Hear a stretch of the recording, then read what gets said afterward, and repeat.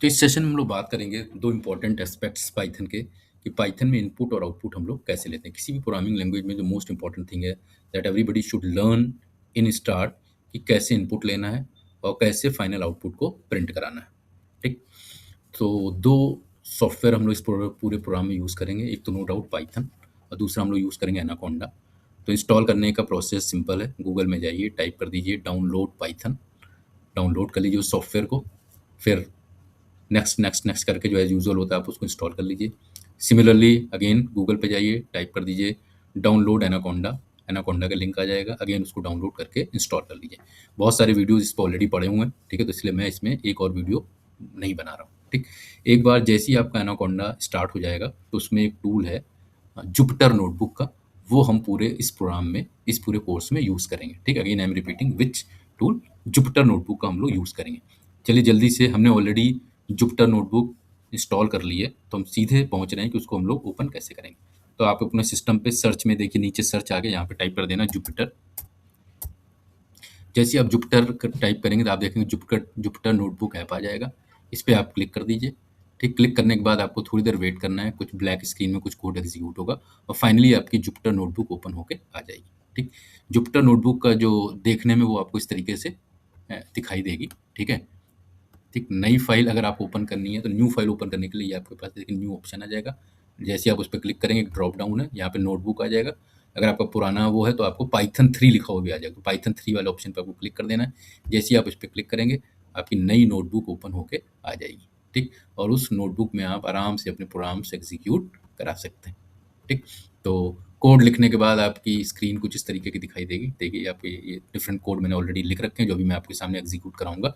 और किसी भी कोड को रन कराने का तरीका कि आपको इस लाइन पे क्लिक करना है और ये देखिए रन का ऑप्शन आ गया, रन दिस सेल। जैसे ही आप इस पर क्लिक करेंगे आपका आउटपुट आपके सामने आ जाएगा। ठीक, तो दैट इज द प्रोसेस, ये भी हम लोग थोड़ी देर में देखेंगे। तो इस तरीके से हम लोग जुपिटर नोटबुक का यूज़ कर सकते हैं। चलिए अपने थ्योरी वाले पार्ट पे हम लोग वापस चलते हैं। एक बार जब आपका सॉफ्टवेयर इंस्टॉल हो जाएगा तो इनपुट के लिए हम लोग कीबोर्ड का यूज़ करते हैं, सबको पता है। इस whatever input we will take that is through keyboard only. और जो आउटपुट होगा वो हम लोग कहाँ पे प्रिंट कराते हैं, कंप्यूटर स्क्रीन पे प्रिंट कराते हैं। ठीक है, तो सेम प्रोसेस हम लोग पाइथन में भी यहाँ पे यूज़ करेंगे। नाउ द क्वेश्चन इज कि सर पाइथन में इनपुट कैसे लेंगे? तो पाइथन में कीबोर्ड से इनपुट लेने के लिए आपके पास एक इनबिल्ट बना बनाया फंक्शन है जिसका नाम क्या इनपुट है। जैसे ही आप इनपुट फंक्शन को कॉल करेंगे आपका प्रोग्राम आपसे इनपुट मांगेगा, आपको कीबोर्ड से इनपुट देना है और वो इनपुट इस वेरिएबल में जाके या जो भी आपने वेरिएबल का नाम दिया उसमें जाके स्टोर हो जाएगा। चलिए जल्दी जल्दी से इसका प्रैक्टिकल भी देख लेते हैं। ठीक, तो ये हमारा जुपिटर नोटबुक है, हमने कोड यहाँ पे लिख लिया है। इनपुट क्या करेगा, कीबोर्ड से इनपुट मांगेगा और जो भी इनपुट होगा वो वेरिएबल में जाके स्टोर हो जाएगा। चलिए इसका आउटपुट, तो हमने कर्सर को यहाँ पे क्लिक किया और रन कर दिया। जैसे आप इसे रन करेंगे देखिए बॉक्स बन के आ गया। बॉक्स का मतलब वो कह रहा है प्लीज़ कुछ इनपुट यहाँ पे कीबोर्ड से दीजिए। तो मान लीजिए कीबोर्ड से हमने टाइप कर दिया 20। 20 टाइप करने के बाद आपको कर देना एंटर की प्रेस कर देनी। जैसे ही आप एंटर की प्रेस करेंगे हमने इसको वेरिएबल के अंदर क्या कर रखा है, स्टोर कर दिया। ठीक, अब अगर हमें इसे प्रिंट कराना है तो हमने क्या कर दिया, इस वेरिएबल का यहाँ पे नाम लिख दिया। ठीक, तो इस वेरिएबल को क्या कर देगा, ये प्रिंट भी करा देगा। तो यहाँ पे देखिए ये क्या कर दे रहा है, इनपुट भी ले रहा है और आपको यहाँ पे प्रिंट भी करा दे रहा है। सिंप्लिसिटी के लिए हम यहाँ पे प्रिंट स्टेटमेंट यूज़ कर देते हैं। ठीक है, तो जो भी वेरिएबल आप प्रिंट कराना चाहते हैं उसके लिए हमने कौन सा फंक्शन यूज़ कर देंगे, प्रिंट यूज़ कर देंगे। चलिए रन कराते हैं इसको। सॉरी, जैसे आप रन करेंगे इनपुट फंक्शन है वो कह रहा है सर इनपुट, मान लीजिए हमने इस बार इनपुट दे दिया 30। तो 30 जो भी इनपुट कीबोर्ड से आपने दिया वो वेरिएबल में स्टोर हो गया। अब आप जैसे इस वेरिएबल की वैल्यू प्रिंट कराएंगे तो वैल्यू क्या आ जाएगी, 30 का आउटपुट क्या जाना चाहिए, 30। एंटर प्रेस करिए तो आप देखिए 30 आपने इनपुट दिया था और आपका आउटपुट भी क्या आ गया, 30 आ गया। बट अब यहाँ पे कोई कहता है कि सर दैट्स फाइन, लेकिन हम चाहते हैं जब यूज़र इनपुट दे रहा है तो यूज़र को सामने कुछ लिखा हुआ है कि एंटर योर नेम, तभी तो यूज़र समझ पाएगा कि उसे क्या एंटर करना है। ठीक, तो जो भी लेबल या मैसेज आप प्रिंट कराना चाहते हैं उसके बाद इनपुट में आप क्या लिख दीजिए, double coat double inverted comma में जो भी मैसेज चाहते हो वो यहाँ पे आप लिख सकते हैं। जैसे फॉर एग्जांपल हमें नेम इनपुट कराना है तो हमने लिख दिया एंटर योर नेम। तो अब अगर आप इसे रन कराएंगे तो आप देखेंगे बेटर मैसेज, तो देखिए क्या लिखा हुआ आने लगा, एंटर योर नेम। अब हमें पता चल गया हमें क्या इनपुट कराना है, नेम एंटर। तो नेम एंटर करा दिया, RAJEEB। ठीक, जैसे ही हम इसे रन कराएंगे, एंटर प्रेस करेंगे तो हमने क्या कर दिया, जो भी नेम हम इनपुट देंगे नेम वेरिएबल में स्टोर हो गया। जैसे ही आप इसकी वैल्यू प्रिंट कराएंगे तो आउटपुट क्या आ जाना चाहिए, राजीव आ जाना चाहिए। चलिए रन कराते हैं। तो अब देखिए आउटपुट क्या आ गया, राजीव। अब यहाँ से हमें क्लियर भी पता चल रहा है कि ये आपका इनपुट है और ये आपका आउटपुट है। So it's always be good practice. तो आप यहाँ पे क्या कर दीजिए, कुछ ना कुछ मैसेज जरूर प्रिंट कराया करिए। थोड़ी सी स्क्रीन में बड़ा ही कर देता हूँ ताकि लोगों को और अच्छा दिखाई दे। स्क्रीन बड़ी करने के लिए control plus is the key, आप उसका यूज़ कर सकते हैं। अब हमने कहा कि सर डेटा टाइप हमें कैसे पता चलेगा?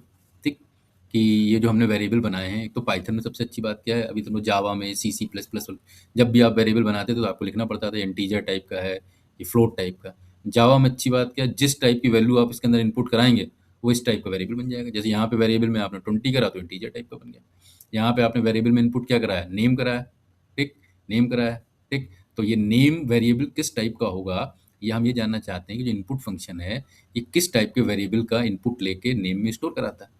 उसको जानने के लिए आपके पास फंक्शन कौन सा है? टाइप फंक्शन है।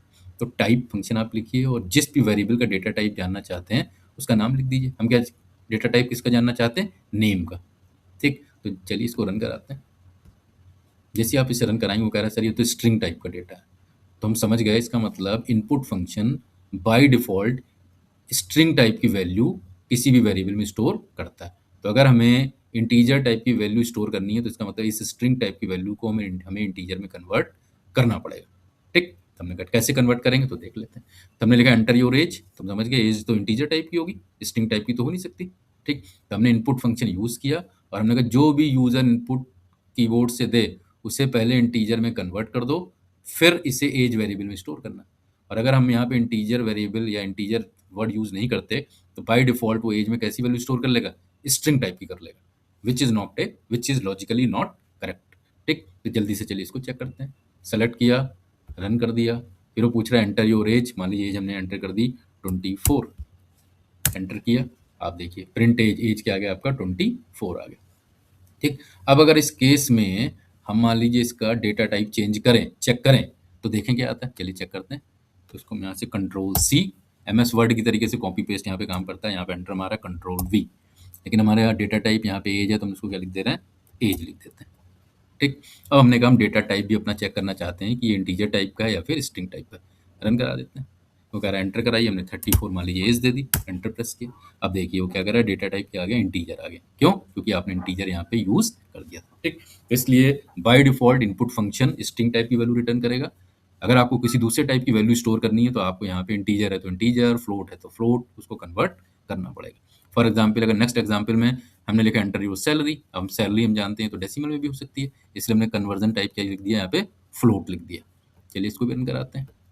सैलरी हमने लिख दी सर हमारी है 20,000.34 पैसा, ठीक? डेसिमल में भी पॉइंट आ गया। इसको एंटर प्रेस करिए तो आप देखिए क्या आ गई? वैल्यू आपकी डेसिमल में आ गई। Is that clear? नेक्स्ट देखिए, अब पाइथन में कोई नई चीज़ें आपको जानने को मिलेंगी। अभी तक जो भी हमने सीखा है, द ओनली इम्पोर्टेंट थिंग जो हमें सीखने को मिलेगी, यहाँ पे कहीं पे भी डेटा टाइप देने की ज़रूरत नहीं पड़ती, ठीक?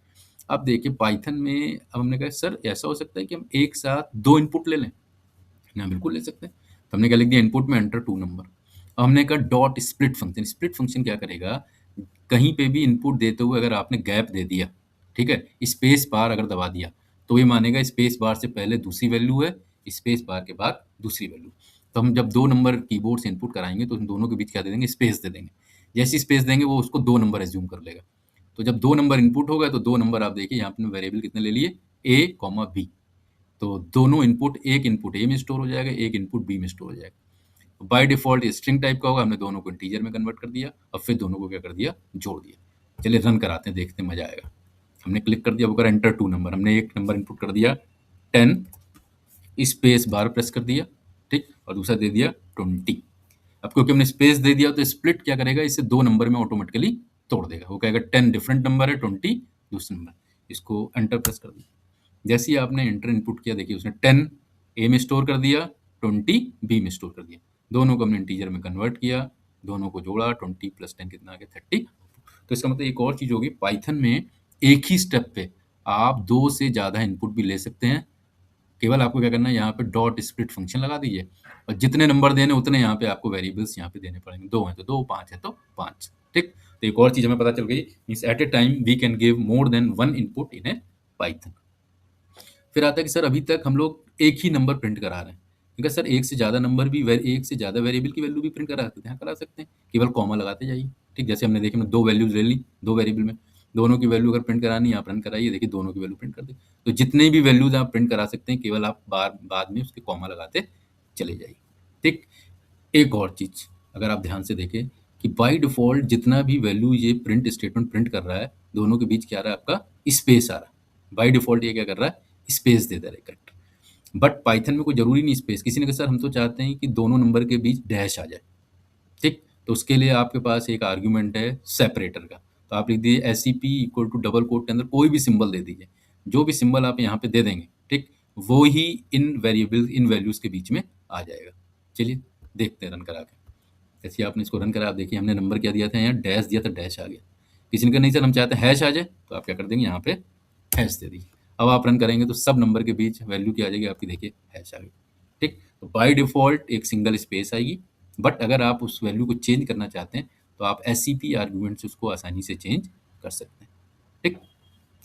नेक्स्ट हमको सीखना है कि सर अगर दो स्टेटमेंट हैं, प्रिंट हेलो और प्रिंट वर्ड, तो अगर हम इन्हें रन करा दें तो दोनों नेक्स्ट लाइन में आएंगे या सेम लाइन में आएंगे।